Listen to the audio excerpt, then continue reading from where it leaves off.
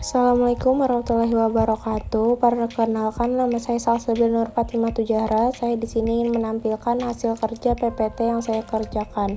Berikut ini akan saya bacakan, yaitu kartografi.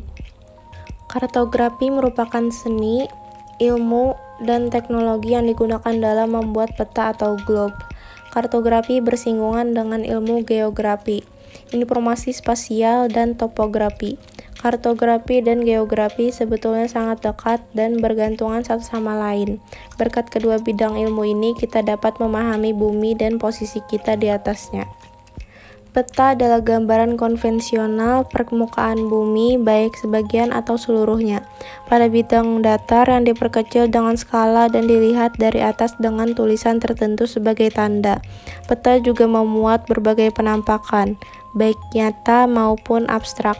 Kenampakan-kenampakan nyata di permukaan bumi contohnya seperti pegunungan, lembah, sawah, hutan, danau, laut, atau jalan.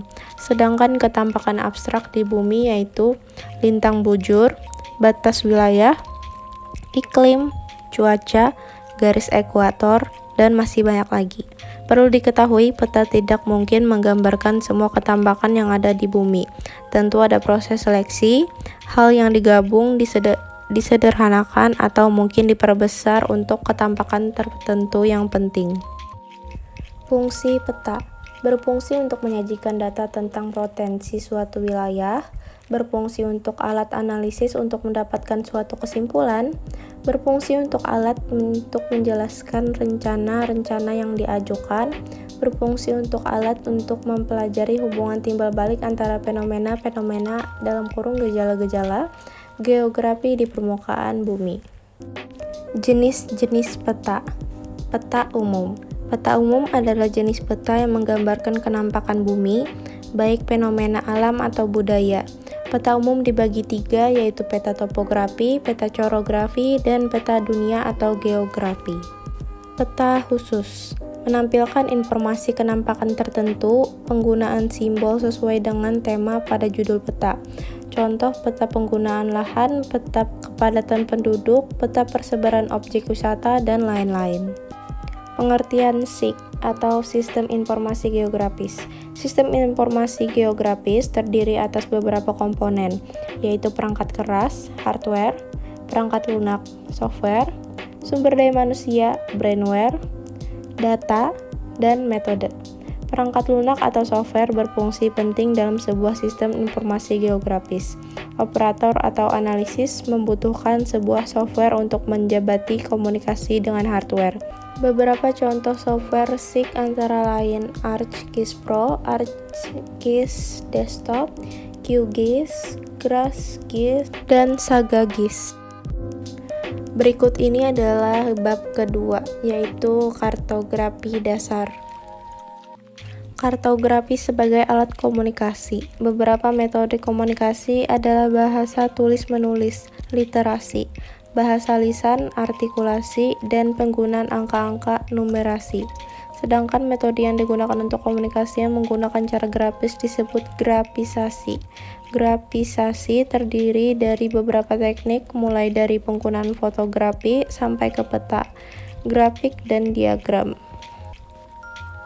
Contoh komunikasi dalam kehidupan sehari-hari. Dalam bahasa lisan, search orang yang berbincang, encoder suara yang diucapkan, voice mechanics, channel gelombang suara yang bergema di udara atau signal, sound waves, decoder kemampuan telinga dan otak si penerima untuk dapat menangkap arti suatu itu, recipient si pendengar atau orang yang diajak berbicara.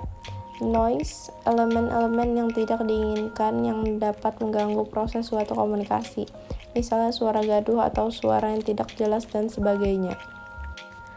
Pada sistem komunikasi kartografis, search adalah dunia nyata, real world. Encoder, simbolisasi yang digunakan untuk mewakili kenampakan di bumi pada suatu peta.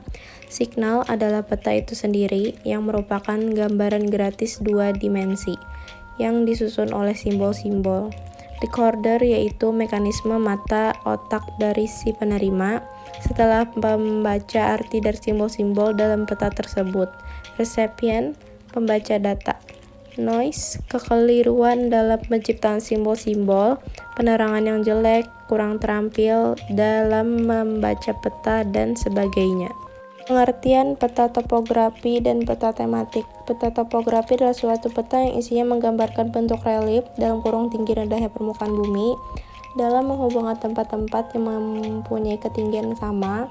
Peta topografi menggunakan garis contour line, sebagai garis hayal untuk menghubungkan tempat-tempat yang mempunyai ketinggian sama tersebut. Peta kartografi adalah suatu peta yang isinya menggambarkan sebagian permukaan bumi, seperti beberapa peta yang isinya hanya menggambarkan bentuk benua atau setengah bola bumi saja. Pengertian peta navigasi atau chart. Peta navigasi adalah peta-peta yang dibuat dan didesain khusus untuk kepentingan navigasi darat, laut, maupun udara, yang menggabungkan aspek topografi, referensi umum, dan peta tematik, dan diproduksi sebagai alat bantu navigasi, terutama untuk perahu dan pesawat. Fungsi peta dalam kegiatan penelitian. Membantu peneliti sebelum melakukan survei untuk mengetahui kondisi daerah yang akan diteliti, menyajikan data tentang potensi suatu wilayah, alat analisis untuk mendapatkan suatu kesimpulan, alat untuk menjelaskan rencana-rencana yang diajukan, alat untuk mempelajari hubungan timbal balik antara fenomena-fenomena, gejala-gejala geografi di permukaan bumi. Berikut bab ketiga, yaitu peta. Pengertian peta. Definisi peta melalui KBBI. Pengertian peta adalah gambar atau lukisan pada kertas dan sebagainya yang menunjukkan letak tanah, laut, sungai, gunung, dan sebagainya. Representasi melalui gambar dari suatu daerah yang menyatakan sifat, seperti batas daerah, sifat permukaan. Komponen peta. Judul peta, bagian judul yang ditulis dengan huruf kapital tebal untuk menunjukkan isi peta. Orientasi, sebuah ilustrasi kompas yang menunjukkan arah mata angin. Skala peta, perbandingan jarak pada peta dengan jarak sebenarnya di permukaan bumi. Simbol peta, simbol yang mewakili kenampakan atau bentuk permukaan bumi. Legenda, penjelasan atau keterangan mengenai simbol peta. Garis astronomis, garis lintang vertikal, dan garis bujur horizontal pada peta yang menunjukkan titik koordinat suatu lokasi pada peta. Garis tepi, garis pada tepi peta yang menunjukkan segi empat untuk membatasi ruang peta. Inset, peta kecil untuk menunjukkan lokasi relatif daerah pada peta. Lettering, teknik penulisan huruf dan angka pada peta. Sumber dan tahun, informasi siapa yang membuat atau mempublikasikan peta, serta kapan peta tersebut dipublikasikan. Syarat-syarat peta. Syarat-syarat yang harus dimiliki untuk membuat peta yang baik adalah equidistant, equivalent, conform. Equidistant adalah proyeksi peta yang mempertahankan skala panjang sepanjang satu baris atau lebih. Artinya, peta yang baik akan mempertahankan jarak pada kondisi asli di permukaan bumi dengan jarak yang digambar pada peta. Misalnya, jarak kota A ke kota B adalah 40 km di kondisi asli. Maka peta akan menggambarkan jarak yang sama namun dalam skala yang lebih kecil. Equivalent adalah proyeksi peta yang mempertahankan luas suatu daerah. Artinya, peta menggambarkan daerah dengan luas yang sama dengan kondisi aslinya. Peta menggambarkan luas asli suatu daerah menggunakan skala. Conform dilansir dari Ensiklopedia Britannica. Conform adalah proyeksi peta yang sudut perpotongan dua garis atau kurva tidak berubah. Artinya, suatu peta yang baik dapat mempertahankan sudut-sudut dan bentuk suatu daerah asli yang digambarkan pada peta. Jenis-jenis peta. 1. Peta manuskrip, yaitu peta hasil penggambaran dengan tangan yang merupakan produk pertama suatu peta yang akan diproduksi menjadi peta. 2. Peta dasar atau peta kerangka, yaitu peta yang dijadikan dasar untuk pembuatan peta. 3. Peta turunan, yaitu peta yang diturunkan dari peta induk menjadi peta yang skalanya lebih kecil dari peta induknya. Peta mental disebut juga peta kognitif, signatura kognitif, image atau skemata, yaitu peta yang berada di benak tiap orang dalam bentuk skema-skema secara imajinatif. Hal ini merupakan hasil kerja psikologis melalui proses pengamatan dan penginderaan yang disertai atau diikuti dengan persepsi. Dengan demikian, peta mental bersifat subjektif karena bisa berbeda di antara tiap orang. 5. Peta digital, yaitu peta yang dibuat dengan komputer berdasarkan informasi ke ruangan. Informasi ke ruangan tersebut dinamakan data digital dan disimpan dalam disket. Peta tersebut dapat dilihat melalui layar monitor komputer, bila diperlukan dapat pula dicetak. Fungsi peta menunjukkan posisi atau lokasi suatu tempat di permukaan bumi, memperlihatkan ukuran, luas, jarak, dan arah suatu tempat di permukaan bumi, menggambarkan bentuk-bentuk di permukaan bumi seperti benua, negara, gunung, sungai, dan bentuk-bentuk lainnya. Membantu peneliti sebelum melakukan survei untuk mengetahui kondisi daerah yang akan diteliti, menyajikan data tentang potensi suatu wilayah, alat analisis untuk mendapatkan suatu kesimpulan, alat untuk menjelaskan rencana-rencana yang diajukan, alat untuk mempelajari hubungan timbal balik antara fenomena-fenomena, gejala-gejala geografi di permukaan bumi. Last but not least, ini adalah bab 4, yaitu generalisasi. Pengertian generalisasi.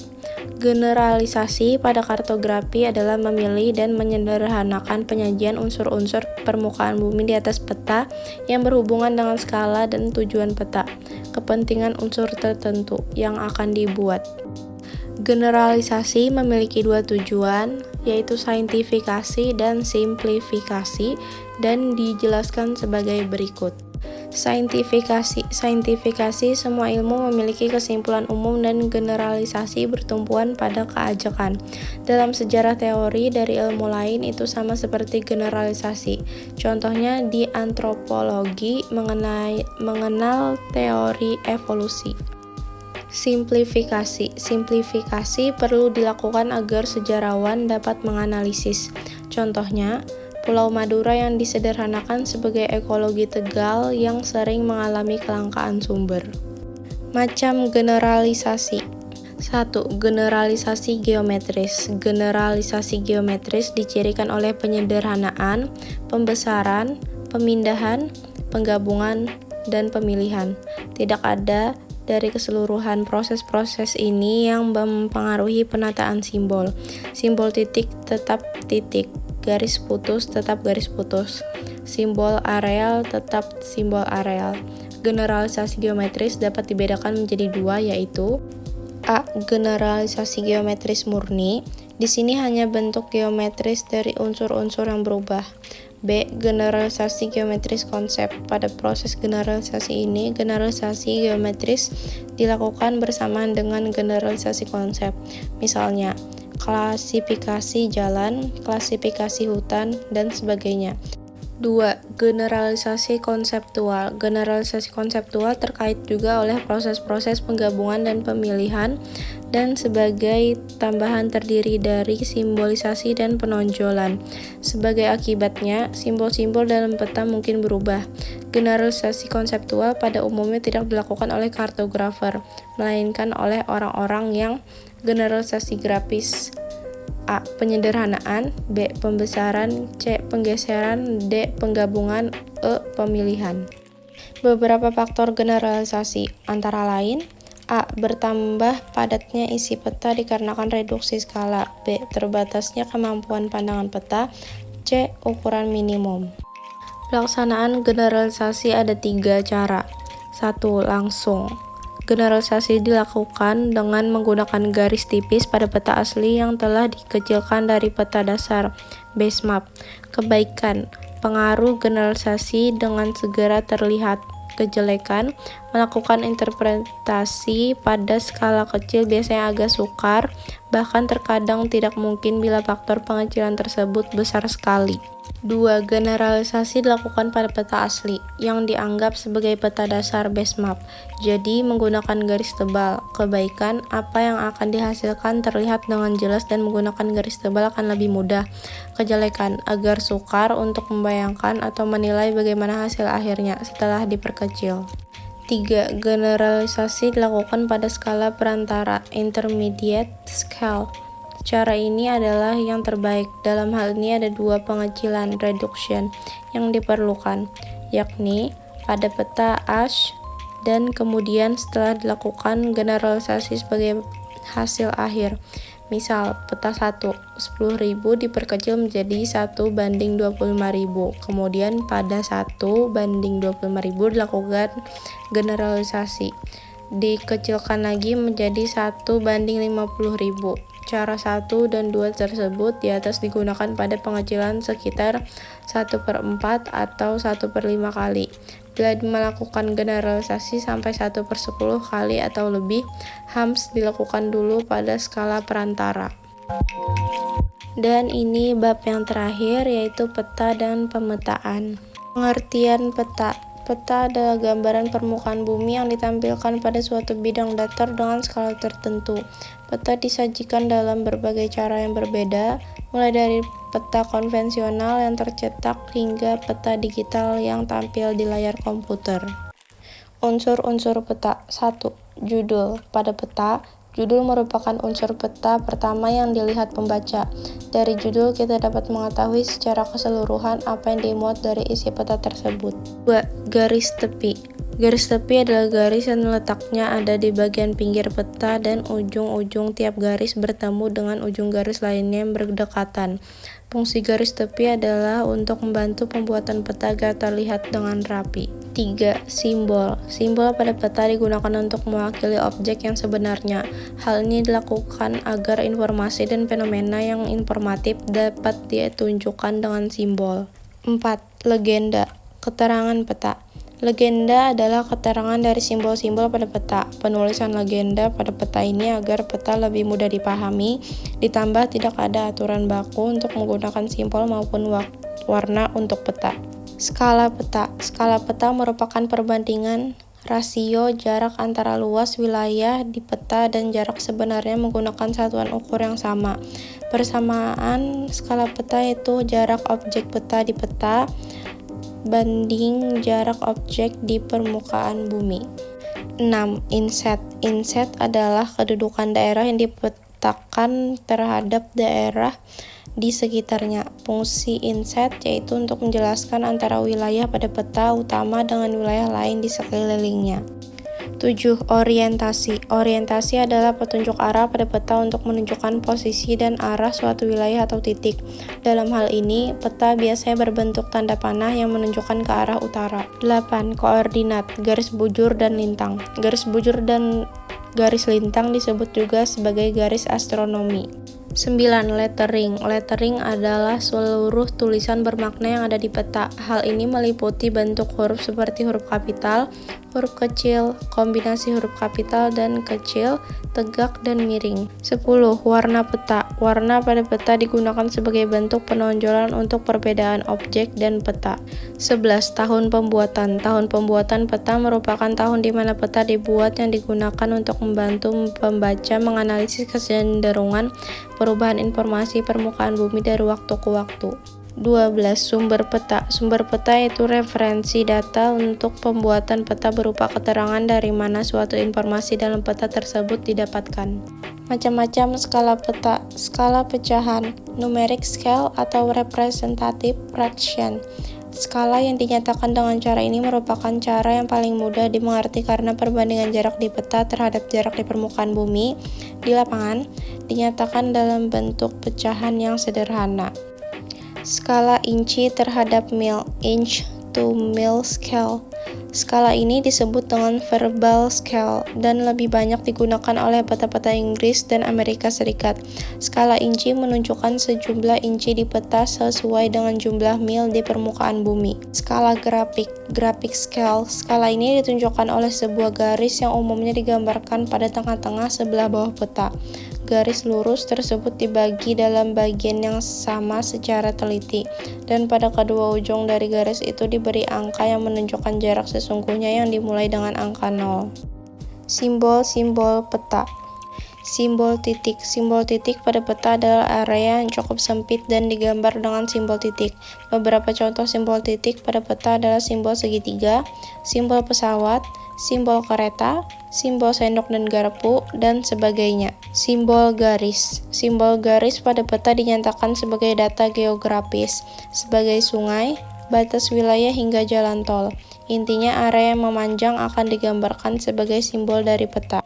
Simbol jangkar. Jika melihat simbol bergambar jangkar, maka menunjukkan lokasi pelabuhan. Simbol warna. Simbol warna pada peta untuk menunjukkan perbedaan objek atau ketinggian suatu lokasi. Simbol area atau wilayah. Simbol area atau wilayah digunakan untuk menyatakan area yang luas. Contoh, simbol area digunakan untuk menyatakan wilayah hutan, sawah, perkebunan, dan sebagainya. Sekian dari saya, terima kasih sudah mau melihat, membaca, dan mendengarkan penjelasan presentasi saya. Wassalamualaikum warahmatullahi wabarakatuh.